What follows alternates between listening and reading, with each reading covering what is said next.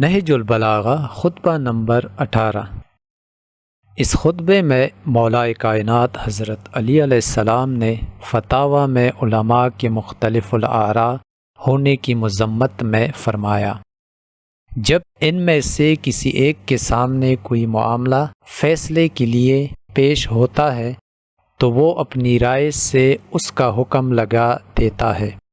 پھر وہی مسئلہ بے عینی دوسرے کے سامنے پیش ہوتا ہے تو وہ اس پہلے کے حکم کے خلاف حکم دیتا ہے، پھر یہ تمام کے تمام قاضی اپنے اس خلیفہ کے پاس جمع ہوتے ہیں جس نے انہیں قاضی بنا رکھا ہے، تو وہ سب کی رائیوں کو صحیح قرار دیتا ہے، حالانکہ ان کا اللہ ایک، نبی ایک اور کتاب ایک ہے۔ انہیں غور تو کرنا چاہیے، کیا اللہ نے انہیں اختلاف کا حکم دیا تھا یا یہ اختلاف کر کے اس کا حکم بجا لاتے ہیں؟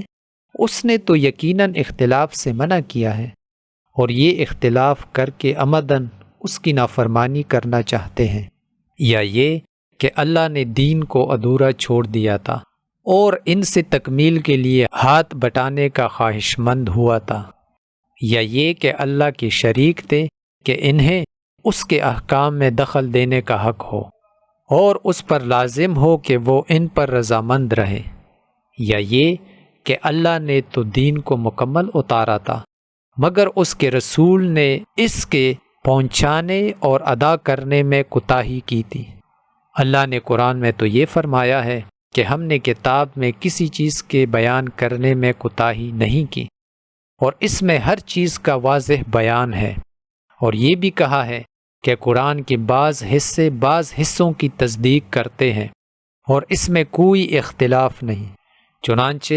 اللہ کا یہ ارشاد ہے کہ اگر یہ قرآن اللہ کے علاوہ کسی اور کا بھیجا ہوا ہوتا تو تم اس میں کافی اختلاف پاتے، اور یہ کہ اس کا ظاہر خوشنما اور باطن گہرا ہے، نہ اس کے عجائبات مٹنے والے اور نہ اس کے لطائف ختم ہونے والے ہیں۔ ظلمت یعنی جہالت کا پردہ اسی سے چاک کیا جاتا ہے۔